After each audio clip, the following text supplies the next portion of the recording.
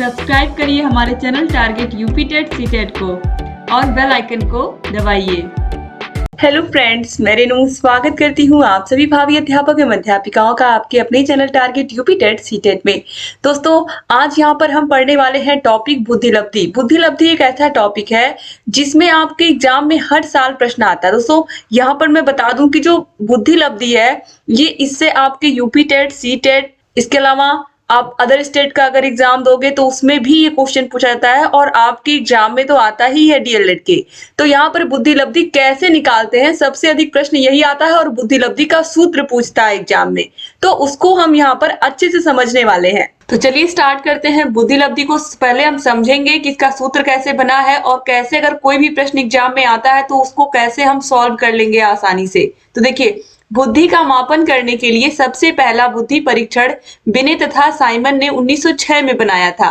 Exam में पूछता है, लेकिन दोस्तों मोस्टली यहाँ पर देखिए 1906 लिखा हुआ है, लेकिन आप 1905 ही लिखोगे, ठीक है, क्योंकि बार बार बिने साइमन परीक्षण कब बनाया गया, तो 1905 में बनाया गया था, तो आप 1905 में ही लिखिएगा, ठीक है। अब देखिए, इसमें बुद्धि को मानसिक आयु के रूप में माप कर अभिव्यक्त किया गया था, परंतु इससे मनोवैज्ञानिकों को अधिक संतुष्टि नहीं मिली। सन 1916 में बिने साइमन परीक्षण का सबसे महत्वपूर्ण संशोधन टर्मन ने स्टैनफोर्ड यूनिवर्सिटी में किया, ठीक है। इसी संशोधन में बुद्धिलब्धि के प्रत्यय को प्रयोग किया गया। हालांकि बुद्धिलब्धि के बारे में सबसे पहले जर्मन के मनोवैज्ञानिक विलियम स्टर्न ने 1912 में ही सुझाव दिया था तथा इसको उन्होंने मानसिक लब्धि के रूप में प्रस्तुत किया था। बुद्धि परीक्षणों से बुद्धिलब्धि आंकी जाती है। बुद्धिलब्धि के विचार का सबसे पहला प्रयोग सन 1916 में स्टैनफोर्ड बिने परीक्षण में किया गया। बुद्धिलब्धि मानसिक आयु तथा वास्तविक आयु के बीच का अनुपात है। बुद्धिलब्धि व्यक्ति की सामान्य योग्यता के विकास की गति का निर्धारण करती है। कॉल एवं ब्रूस के अनुसार बुद्धिलब्धि यह बताती है कि मानसिक आयु की योग्यता में किस गति से विकास हो रहा है।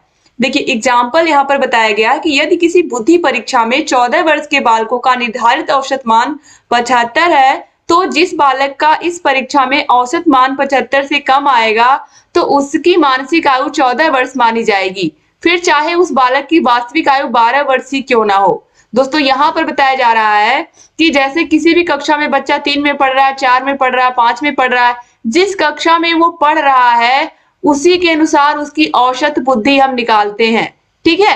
तो यहाँ पर आप देखिए, कोई 14 वर्ष का बालक है, मान लीजिए वो कक्षा 7 में है, कोई 14 वर्ष का बालक है, वो 7वीं कक्षा में है और 7वीं कक्षा के जो बच्चों का औसत मान है बुद्धिलब्धि का वो 75 है, ठीक है। यानी कि अगर किसी बच्चे का औसत मान 75 आता है तो ये उस क्लास की पूरी औसत बुद्धि निकलती है।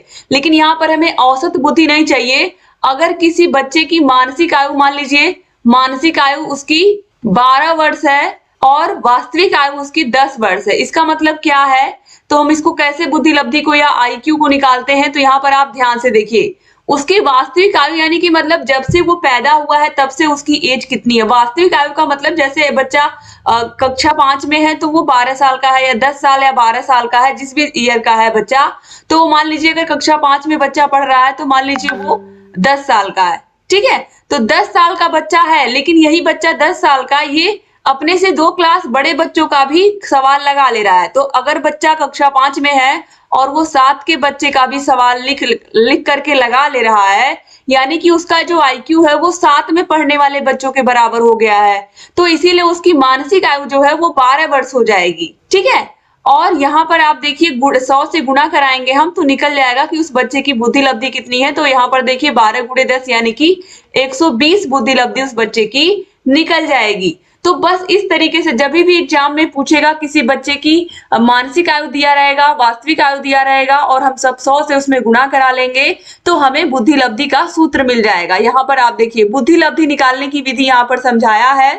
तो यहाँ पर देखिए, आप सबसे पहले यहाँ पर आप देखिए बुद्धिलब्धि बराबर मानसिक आयु बटे वास्तविक आयु गुणे 100। जैसा कि मैंने अभी आप लोगों को बताया कि जो बुद्धिलब्धि होती है, वास्तविक आयु बच्चे का कितना है, बच्चा 10 साल का है कि 12 साल का। अब कोई बच्चा मान लीजिए 8 साल का बच्चा है और उसकी जो आईक्यू है वो 12 है, ठीक, उसकी जो मानसिक आयु है वो 12 वर्ष के बालक की है। और तो इसमें हम क्या करेंगे, उसकी वास्तविक आयु, बच्चा जब से पैदा हुआ तब से उसकी वास्तविक आयु कितनी हो गई है, 8 वर्ष हो गई है और जो उसकी मानसिक आयु है वो 12 वर्ष के बच्चे के समान है, और हम 100 से गुणा कर देंगे तो यहाँ पर IQ निकल जाएगा, यानी कि बुद्धि लब्धि निकल जाएगी। तो यहाँ पर इसको हम आसानी से 4 से कट कर सकते हैं, 4 तिहाई 12 और 4 दूनी 8, और फिर यहाँ से 2 से हम इसको 100 को कट कर सकते हैं तो यहाँ पर 50 आ जाएगा। तो यहाँ पर आप देखिए 50 तिया 150, यानी कि 150। उस बच्चे की IQ कितनी हो गई? 150 हो गई, यानी कि बच्चा प्रखर बुद्धि का बालक है।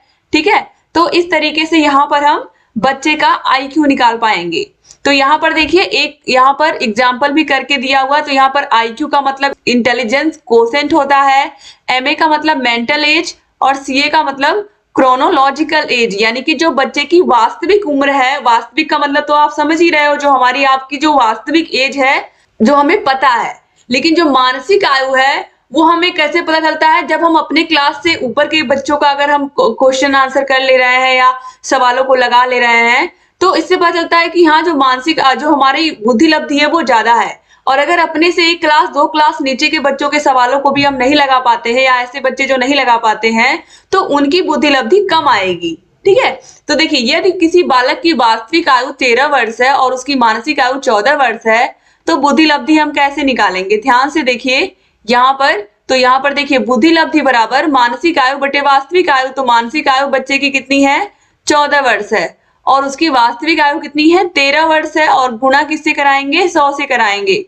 ठीक है, तो यहाँ पर जब हम इसको कट करेंगे, यहाँ पर इसको भाग देंगे हम, तो ये आएगा 107.69, यानी कि 108 के करीब आएगा। और ये बच्चा सामान्य बुद्धि का बच्चा होगा, क्योंकि 90 से लेकर के 110 के बीच की जो बुद्धि लब्धि होती है वो सामान्य बच्चों की होती है, तो ये सामान्य बच्चा कहलाएगा। ठीक है, अब यहाँ पर हम देखते हैं वास्तव में बुद्धि लब्धि से व्यक्ति की बौद्धिक क्षमता ज्ञात होती है, जिसके आधार पर उसके भविष्य के विषय में उसको निर्देशन किया जा सकता है। तो दोस्तों यहाँ पर आप देखिए बुद्धि लब्धि का वर्गीकरण किया गया है। तो बुद्धि लब्धि का वर्गीकरण यहाँ पर हम ध्यान से देखेंगे तो टर्मन ने बुद्धि लब्धि का वर्गीकरण निम्न प्रकार किया, और अक्सर एग्जाम में टर्मन के अनुसार ही पूछता है। तो 140 या इससे ऊपर अगर किसी बच्चे की बुद्धि लब्धि है, इस तरीके के फॉर्मूले में रखने पर अगर हमें प्राप्त हो रहा है 140 से अधिक प्राप्त हो रहा है, तो वो बच्चा क्या हो जाएगा? प्रतिभाशाली, गिफ्टेड और जीनियस चाइल्ड हो जाएगा। अब इसके बाद आते हैं हम, अगर किसी बच्चे का 120 से 140 के बीच IQ हो, यानी कि 121 हो, 122 हो, 123 हो या फिर 125 हो, तो ये बहुत अधिक या प्रखर बुद्धि वाला बच्चा कहलाएगा। बहुत अधिक या प्रखर बुद्धि वाला बच्चा वेरी सुपीरियर चाइल्ड कहलाएगा। तो याद रखिएगा, ठीक है। 120 से लेकर के 140 के मध्य, यानी कि 40 के अंदर, और 140 जैसे ही होगा वो प्रतिभाशाली बच्चों में काउंट होने लगेगा वो बच्चा। ठीक है, अब देखिए इसके बाद, तो यहाँ पर आपने ये चीज देखी ली है कि यहाँ पर हम बुद्धि लब्धि देख रहे हैं, और यहाँ पर बुद्धिमत्ता का स्तर क्या है बच्चे का, कि अगर कितना बुद्धि लब्धि रहेगा तो उस बच्चे को हम किस कैटेगरी में रखेंगे। ठीक है, अब यहाँ पर हम देखेंगे 110 से 120 के बीच जो बच्चे हैं ये अति सामान्य या औसत से अधिक है। तो ये औसत से अधिक बच्चे हैं, यानी कि सुपीरियर बच्चे इनको हम कहेंगे। 110 से 120 वाले बच्चे सुपीरियर बच्चे कहलाते हैं, और 90 से 110 अभी मैंने आप लोगों को बताया है कि 90 से लेकर के 91, 92, 93, 94, 95, ठीक है, 96, ये सब जो है ये सारे बच्चे 105, 106, ये सब औसत या सामान्य बुद्धि वाले बच्चे, नॉर्मल और एवरेज स्टूडेंट्स कहलाएंगे ऐसे बच्चे। ठीक है, जिनकी बुद्धि लब्धि 90 से 110 के बीच होगी। इसके बाद है 75 से 90 के बीच। अब देखिए 75 से 90 के बीच जो बच्चे होते हैं 76, 77, 78, ठीक है, इसके अलावा 89, 85, ये सब बच्चे जो हैं इसके अंदर आएंगे। इन्हें हम अल्प बुद्धि या सीमा पर, यानी कि बॉर्डर लाइन और एंड डल बच्चे, अल्प बुद्धि के बच्चे या फिर इनको डल स्टूडेंट भी हम कह सकते हैं। अब इसके बाद हम आते हैं जो बच्चे 50 से 75 के बीच होते हैं, ये बहुत बार एग्जाम में पूछा गया है। तो 50 से 75 के बीच के बच्चों को हम कहते हैं मूर्ख, मोरॉन। ठीक है, इसके बाद हम आगे बढ़ते हैं तो देखिए जो 25 से 75 के बीच बच्चे होते हैं ये मूड या इम्बेसाइल बच्चे कहलाती हैं। ये बहुत बहुत इंपॉर्टेंट है आपके एग्जाम की दृष्टि से। इसके बाद है 25 से कम। 25 से कम के बच्चे महामूर्ख या जड़ बुद्धि या जिन्हें हम इडियट कहते हैं। अब आप सोचिए अगर किसी ने किसी को इडियट, ऐसे लोग अक्सर मुंह से निकल जाता है लोगों के, तो अगर हमने किसी को इडियट कह दिया यानी कि उसकी जो आईक्यू है उस बच्चे की वो 25 से भी कम है, बिल्कुल उसके पास बुद्धि नहीं, यानी कि महामूर्ख। तो महामूर्ख या किसी को अब इडियट कहने से पहले आप लोग जरूर सोचिएगा कि इडियट कितना एक तरीके से यहाँ पर जो सबसे कम आईक्यू होती है जिसकी 25 से कम, 25 से भी कम, उसको हम कहते हैं मूर्ख या महामूर्ख। उसे हम कहते हैं महामूर्ख या जड़ बुद्धि। ठीक है, तो उसे हम इंग्लिश में कहते हैं इडियट। तो आप समझ सकते हो कि अब किसी को आप कहने से पहले एक बार सोचोगे जरूर इडियट। तो इस तरीके से यहाँ पर टर्मन के अनुसार ही एग्जाम में पूछता है, खासकर 190 से लेकर के 110 बार बार एग्जाम में पूछता है। तो ये सामान्य बुद्धि वाले बच्चे हो गए। और यहाँ पर देखिए जो 50 से 75 के बीच होते हैं जो मूर्ख कहलाते हैं, मोरॉन कहलाते हैं, ये भी बहुत इंपॉर्टेंट है। और 75 से 90 के बीच जो बच्चे होते हैं वो अल्प बुद्धि के या डल बुद्धि के कहलाते हैं, या मंद बुद्धि के बच्चे भी कहलाते हैं 75 से 90 के बीच के बच्चे। तो जरूर याद रखिएगा। अब आते हैं बुद्धि लब्धि की स्थिरता पर, कि बुद्धि लब्धि की स्थिरता क्या होती है। तो स्टेबिलिटी ऑफ इंटेलिजेंस कोशेंट। तो बुद्धि लब्धि की स्थिरता के विषय में महत्वपूर्ण बातें निम्नलिखित हैं।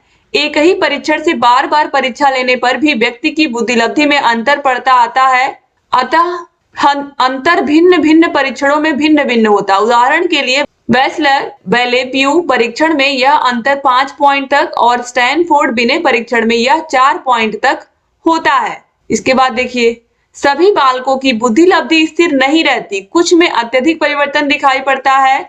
तो यहाँ पर देखिए पहले पॉइंट में भी ये चीज कही गई है, जब अलग अलग मनोवैज्ञानिकों का अलग अलग परीक्षण का स्केल है तो निश्चित रूप से उनका जब वो अलग अलग मेथड्स का प्रयोग करके बच्चों की बुद्धि लब्धि जांच रहे हैं तो निश्चित रूप से ये अंतर आपको देखने को मिलेगा ही मिलेगा। ठीक है, और बार बार जब हम परीक्षण लेते हैं तो बार बार परीक्षण लेने से भी कुछ आपको आगे पीछे चीजें दिखाई देती हैं। ठीक है, तो ये चीजें तो हमेशा कुछ ना कुछ तो कमी रहती ही है, लेकिन उसको हम नजरअंदाज करके जो एक्यूरेट वैल्यू होती है उस पर फोकस करने की कोशिश करते हैं। तो बुद्धि लब्धि वंशानुक्रम और वातावरण दोनों का परिणाम है, अतः पर्यावरण में परिवर्तन से उसमें परिवर्तन हो सकता है। गैरेट के अनुसार पर्यावरण अच्छा या बुरा होने पर बुद्धि लब्धि में 10 पॉइंट तक वृद्धि और न्यूनता देखी जा सकती है। तो बुद्धि लब्धि वंशानुक्रम और वातावरण दोनों का परिणाम है, अतः पर्यावरण में परिवर्तन से उसमें परिवर्तन हो सकता है। गैरेट के अनुसार पर्यावरण अच्छा या बुरा होने पर बुद्धि लब्धि में 10 पॉइंट तक की वृद्धि और न्यूनता देखी जा सकती है। तो दोस्तों यहाँ पर देखिए जो तीसरा पॉइंट है ये बहुत बहुत महत्वपूर्ण है। बुद्धि लब्धि पर जो वंशानुक्रम है और वातावरण है उन दोनों का प्रभाव पड़ता है। जैसे कि कुछ बच्चे होते हैं जिनके माता पिता भी उनकी पढ़ाई पर बहुत ध्यान देते हैं, उनके टीचर्स भी बहुत ध्यान देते हैं और उनकी हॉबीज का, उनके एक एक चीज का ख्याल रखा जाता है। तो ऐसे बच्चे जो होते हैं वो मैक्सिमम करिकुलम में भी अच्छे होते हैं, पढ़ाई में भी और खेल कूद में भी अच्छे होते हैं। और ऐसे बच्चे जिनके माता पिता उनकी पढ़ाई पर ध्यान नहीं देते या जो भी जरूरत की चीजें हैं वो भी उन्हें नहीं मुहैया करा पाते हैं, तो ऐसे बच्चों की पढ़ाई में और ऐसे बच्चे जिनको सारी सुविधाएं मिल रही है कहीं ना कहीं बहुत अंतर होता है। ठीक है, तो किस प्रकार का पर्यावरण, किस प्रकार का माहौल हमें मिल रहा है हमारी पढ़ाई के समय में, ये बहुत इंपॉर्टेंट होता है। तो बच्चे की जो बुद्धि लब्धि होती है उसके बुद्धि का स्तर जब उसे शुरू से ही सारी सुविधाएं मिलती हैं, सारी चीजें अच्छे से उसे मिल जाती हैं, तो वो बच्चा अच्छा करता है क्योंकि उसका जो दिमाग होता है वो ज्यादा ब्रॉड हो जाता है क्योंकि उसे बचपन से सारी चीजें मिली होती हैं। लेकिन जिन बच्चों में थोड़ा अभाव होता है कहीं ना कहीं उनके अंदर, और जिन बच्चों को सारी चीजें मिली होती हैं उनमें 10 पॉइंट तक का अंतर आप देख सकते हो। तो अगर पर्यावरण बच्चे का अच्छा नहीं है, वातावरण अच्छा नहीं है, अब जैसे कि घर में कलह का माहौल है या घर में पेरेंट्स में आपस में नहीं बनती या कुछ इस तरीके की चीजें होती हैं, तो इसका प्रभाव बच्चों की बुद्धि लब्धि पर भी पड़ता है। ठीक है, तो इसलिए यहाँ पर जो पर्यावरण हमारे आसपास का, हमारे स्कूल का माहौल कैसा है, हमारे खेल का मैदान का, हमारे आस पड़ोस के लोग कैसे हैं, इन सब का हमारी बुद्धि लब्धि पर भी प्रभाव पड़ता है और ये बहुत बहुत इंपॉर्टेंट है। तो चाहे वंशानुक्रम हो या फिर वातावरण हो, दोनों का ही क्या है, बुद्धि लब्धि तरीके से परिणाम है। जैसे कि आपने देखा किसी व्यक्ति का जो व्यक्तित्व होता है वो वंशानुक्रम और पर्यावरण दोनों की अंतःक्रिया से ही डिसाइड होता है किसी व्यक्ति का व्यक्तित्व। उसी प्रकार वंशानुक्रम और वातावरण का ही परिणाम होता है किसी व्यक्ति की बुद्धि लब्धि। अब चलिए यहाँ पर हम देखते हैं बुद्धि लब्धि की सीमाएं क्या क्या है। तो बुद्धि लब्धि की धारणा को ठीक से समझने के लिए उसकी सीमाओं को ध्यान में रखना आवश्यक है। इसकी मुख्य सीमाएं निम्न है। पहला है बुद्धि लब्धि किसी व्यक्ति की बुद्धि की मात्रा नहीं है। दूसरा है सभी परीक्षणों से एक जैसी बुद्धि लब्धि नहीं आती, अतः किसी भी परीक्षण से जानी गई बुद्धि लब्धि पूरी तरह विश्वसनीय नहीं होती। फिर है कोई व्यक्ति बुद्धि शून्य नहीं होता है, अतः बुद्धि लब्धि शून्य से नहीं चलती है। यानी कि कभी भी आप किसी भी व्यक्ति की बुद्धि लब्धि को जीरो नहीं कह सकते हो, जीरो कभी नहीं हो सकती है, इस बात का आप लोग ख्याल रखिएगा। हर एक व्यक्ति की बुद्धि लब्धि क्या होती है, अलग अलग होती है। कोई भी दो व्यक्ति वो देखने में समान हो सकते हैं, हो सकता है उनके कुछ आपस में जो पसंद है वो भी मिलती हो, लेकिन उनका जो स्वभाव होगा वो बिल्कुल अलग होगा एक दूसरे से। जरूरी नहीं कि हर चीज A to Z सब सेम ही हो। तो इसलिए बुद्धि लब्धि जो होती है वो अलग अलग होती है हर व्यक्ति की, ठीक है। और बुद्धि लब्धि कम से कम 3 वर्ष में बराबर बदलती रहती है। तो ये बहुत इंपॉर्टेंट पॉइंट है कि जो व्यक्ति की बुद्धि लब्धि होती है वो लगातार चेंज होती रहती है, साल दर साल, वही सेम टू सेम नहीं रहती है। तो इस बात का भी आप लोग ख्याल रखिएगा, ठीक है। तो अगर एग्जाम में आएगा तो ये सारे पॉइंट्स आपको अच्छे से आने चाहिए कि बुद्धि लब्धि व्यक्ति की बुद्धि की मात्रा नहीं होती है कि हमने मात्रा तौल दी है, ठीक है। और सभी परीक्षणों से एक जैसी बुद्धि लब्धि नहीं आती है, क्योंकि सभी परीक्षणों को बनाने वाले लोग भी अलग अलग हैं। तो इसलिए जो बुद्धि लब्धि है वो अलग अलग ही आती है, सेम बिल्कुल सेम टू सेम नहीं आती है।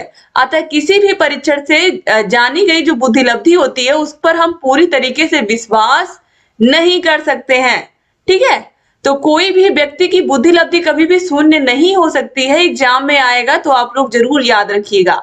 तो इस तरीके से यहाँ पर बुद्धि लब्धि जो पूरा टॉपिक था बुद्धि वाला, यहाँ पर अब वो समाप्त होता है दोस्तों। तो उम्मीद करती हूँ कि आप लोगों को ये पूरा टॉपिक पसंद आया होगा और आप लोगों ने अच्छे से इसको पढ़ा होगा। और अगर कहीं किसी प्रकार का कोई भी डाउट है मन में तो आप कमेंट बॉक्स में कमेंट करके हमसे पूछ सकते हैं। क्लास को शेयर नहीं किया तो प्लीज शेयर कर दीजिए, और अगर चैनल को सब्सक्राइब नहीं किया अभी तक तो प्लीज सब्सक्राइब कर दीजिए, और बगल में घंटी का निशान होगा उसको भी प्रेस कर दीजिएगा। और डिस्क्रिप्शन बॉक्स कमेंट बॉक्स में आपको सारे प्रीवियस जो चैप्टर्स मैंने पढ़ाए हैं उन चैप्टर्स की लिंक आपको मिल जाएगी। तो thank you so much class को पूरा देखने के लिए। जय हिंद दोस्तों।